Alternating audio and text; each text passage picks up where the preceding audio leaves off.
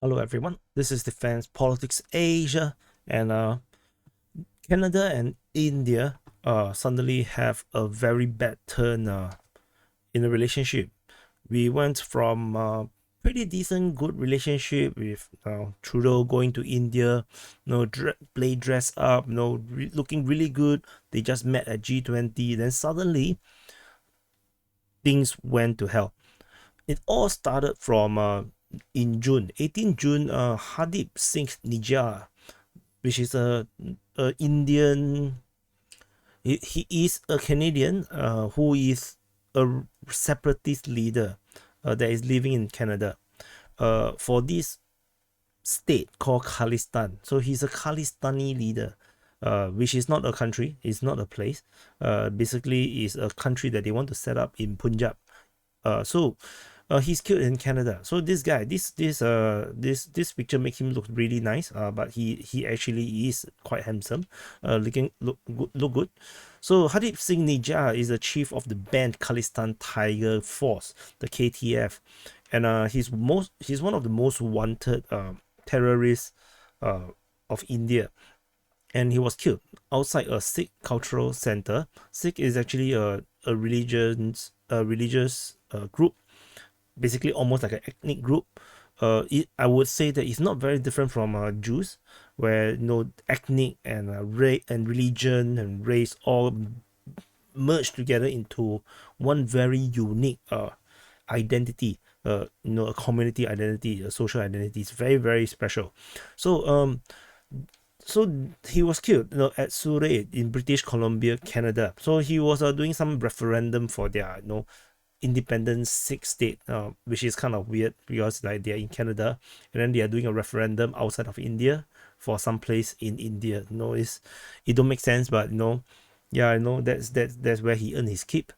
And he there was a so he is a terrorist, and then he was also part of this. There is a arrest warrant on him, a red corner notice issued against him in 2016. So he's wanted by Interpol, but he's living happily in Canada. So suddenly Canada links India to the killing of this Khalistani leader.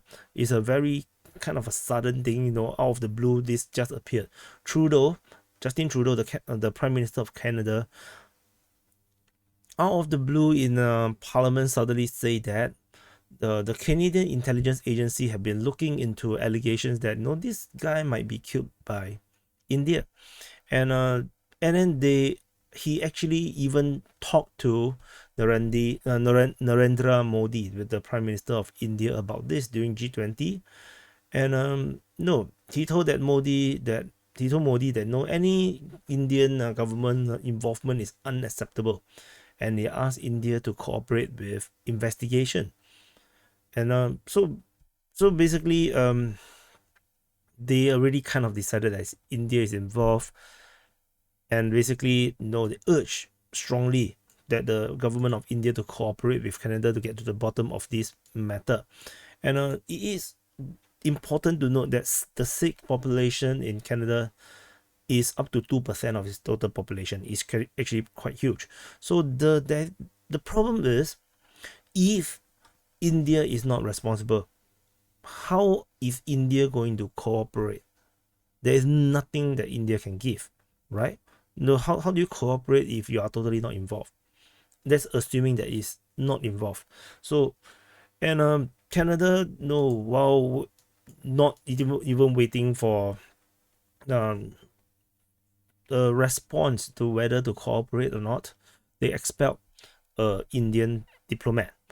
So they kick out this guy called Pavan Kumar Rai, and basically allege that he is he's related. He's the agent of the Indian government and related to the murder. And this guy was posted to Ottawa, and basically the expulsion is due to the intelligence that they have gathered. And this Pavan Kumar Rai, leads the Canadian branch of the RAW, the Research and Analysis Wing. Basically, it is their intelligence agency, and this they still allege that India is responsible, and this by kicking this guy out, it seems like the Canadians know something about this, and that and but then the thing is that there is no evidence being brought out by Justin Trudeau. Basically, they just make this allegation and kick out one diplomat from India. And the opposition leader in Canada actually made a good point. He said that the Prime Minister needs to come clean with all the facts. We need to know all the evidence possible so that Canadians can make judgment on that. The Prime Minister hasn't provided any facts and only provided a statement. And he said that the Prime Minister did not even tell him anymore in private. So that's actually quite surprising. If the opposition leader actually talked to the Prime Minister for more information, if the information cannot be spoken publicly in Parliament, then in private it should be more okay, but it's not okay as well. So he feels that these allegations are seemingly untrue or uncredible if there's no more information being provided. So in India basically looked at all the statements and basically rejected the entire statement from the Canadian Prime Minister. So the External Affairs Ministry of India basically says that we have seen and rejected the statement of the Canadian Prime Minister, India Parliament, as well as a statement by the Foreign Minister. So the allegations involving India in any act of violence in Canada is absurd and motivated. So motivated, they put a dot. Basically the dot actually, there is basically saying that there's a ulterior motive, motivated by ulterior motive. This, I'm not sure why it was deleted by this article. To put the dot. I saw it in another source because many reports on this was being made, and basically India says that it is Canada that have been providing shelter to terrorists of these Khalistani people, and the Canada has always have never acted on this group of people, and this group of people continue to operate from Canada to conduct illegal activities including murder, human trafficking, and organized crime in India, and actually also in Pakistan. So they basically throw it back at Canada. And also in a takeover tag, India basically kicked out a Canadian diplomat. So he was ordered to leave India within 5 days. So basically this a direct reaction to what Canada has done. And this person is not just anybody. According to sources, they actually identify the person that was kicked out to be Olivier Sebastien. And this guy was a Canadian intelligence chief under official cover. So in another source by the Hindu business line, they say that Olivier Sebastien is identified to have done punitive actions, who is actively and meeting discreetly with Khalistanis and their sympathizers, probably in India. And he's from the Canadian Intelligence Agency, and the Indians has actually watching him for a long time. So basically both sides taking opportunity to kick out someone. And so Justin Trudeau, I'm not sure if this is like a pullback. Basically, he says that he's not trying to provoke India or escalate tension, but he's simply urging New Delhi to take this incident seriously. But they kick out the one of the diplomats. So but he called it not a provocation. So he said he want to work with the government of India to lay everything clear and ensure there's proper processes. Like I mentioned earlier, this can only be the case if India actually knows something or did something. So if India actually did nothing, then this is going to be very complicated. So there is a reward on this wanted guy. It is actually rupee 10 lakhs, basically 1 million rupee, or 12,000 US dollars. So yeah, so in case you want to know. So United States actually reacted. They responded by this spokesperson, Andrea Watson. Basically, she said that they are deeply concerned by the allegations by Trudeau. So they remain in regular contact with the Canadians, and yeah. So basically, that's about it. So Canada then warned its citizens against traveling to India, and there's some nuance to it. It's not so blanket statement. Basically, is that due to the killing, there is the Canadians need to be extra caution in India due to the increased threat of terrorist attack throughout the country, and especially Jammu and Kashmir. So which is where a lot of the terrorist actions are happening in the northeastern part of India. And the son of this guy, somehow he's smiling in the photo. I have no idea why. So son of the slain leader basically say that he feel that he's very frustrated that something like that can happen in Canada. They're just using their freedom of speech, and then by expressing this freedom of speech, someone from outside, from a foreign country, can come in and kill a citizen who represents the entire community of the Sikh community within Canada. So so then basically he put a example about Canada, killing someone in Quebec for wanting to secede from Canada. I wonder anything like that happened. So anyway, so then of course this is a political opportunity not to be missed. The Canadian Sikh lawmaker, this guy, which basically vows to get justice for this so-called terrorist. This is Hardip Nija, or freedom fighter, whatever you want to call him. So basically he said that I will leave no stone unturned in pursuit of justice, including holding Narendra Modi accountable. Basically he's very gung-ho, and he posted this on Twitter. Yeah, he want to take down the leader of a freaking 1 billion population country. So somehow then he actually wrote a reply, just don't ask me to go to India. And somehow this reply was then later hidden. This was identified by some ex-users, Twitter users. And yeah, so this kind of weird. Anyway, I think, if I'm not wrong, based on what I read, also he might be banned from India anyway, for association with the terrorist groups. So yeah, so he will never go to India. According to Ujjal Dosanjh, I believe this is how you pronounce him. He's basically the leader of. Let me see. Is it written here? Oh, I forgot to paste it in. Basically, he's the leader, I think premier of the entire British Columbia. He's the first person of color to take this leadership.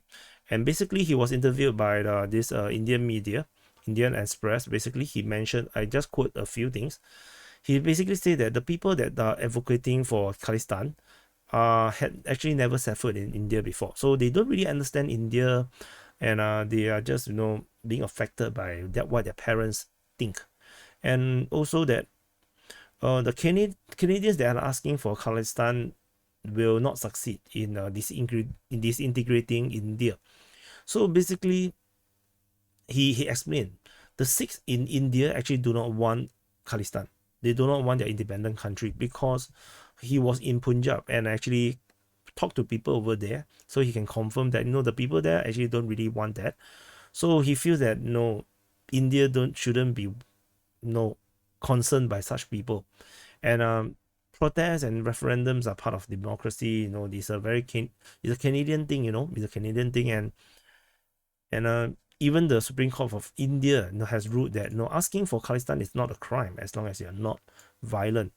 And he added that given that just 2% of the Canadians are Sikh, if they really want a Khalistan, they can just make Khalistan in Alberta or Saskatchewan. I don't know how to pronounce this place. So you know why India need to feel threatened, and actually this is very true. So I want to add on to the the analysis part. So the in front part is actually the news part, the headlines part. So the first thing first is that there is a lot of history behind all these things. The all these people, all these Sikh people that are in Canada, a lot of them is actually from the time where there was this conflict between the Sikh and Sikh community in India and the Indian authorities. And since then, this thing has already died down.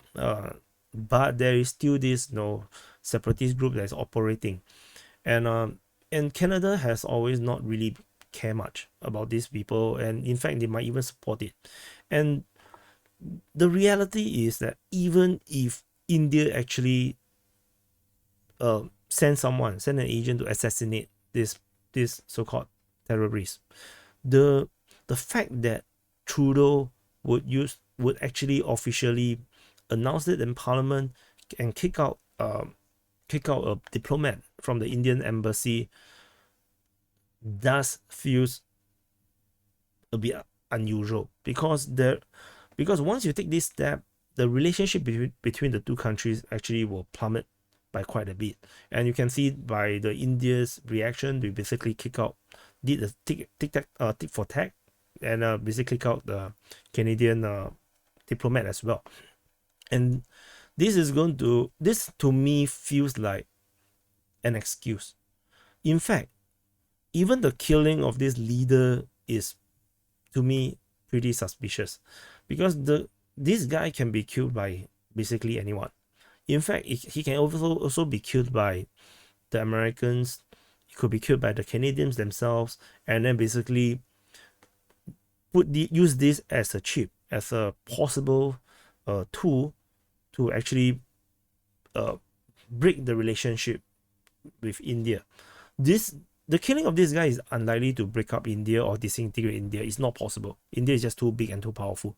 But they can use this as the excuse to demonize India. And why? Why would Canada want to do it? Or why the collective West would want to do it? Because of BRICS. India has not been aligning with the West. And the fact that because India have chosen a non-alignment position, in fact, almost pro-Russian position, that they need to make sure that this is punished. No freedom of choice can go unpunished, and this has to be done to make sure that India know the consequences of going against the West. And this is just the first step. Trudeau and Canada might actually just be taking the first step for the collective. Then they can then build up on this thing to continue to demonize India or whatever. Then you can slowly see the piling up of allegations and shit on India from United States, UK, France, and this thing can build up. This is just the first step, and this could actually be the first step to further disintegration of the relationship between India and the rest of this Western world. And this is actually not good. This is actually looking quite bad. This also comes at a bad time, because Modi is actually in United Nations to attend the UN session, and this put things really awkward. United States so far has not really jumped straight head in support of Canada, but no, this timing, the thing that was being mentioned is just weird. And you can also see that because it is still sizable, 2% is still not a small number of people. There could also be political motivations within the country to try to garner votes from this Sikh community. And you can see clearly from this Sikh lawmaker that was trying to look strong in front of his voters, especially his community, to try to show that he is a speaker and a representative of the people, of his people. And this matrix of complicated things that is all going on at the same time is looking not very good. Yeah, I think that's about it for me. I would say we shall continue to watch how this progress, because I got a very strong feeling this has something to do with BRICS, something to do with the India not playing along with the West. Anyway, thank you for watching, and I'll see you in the next update.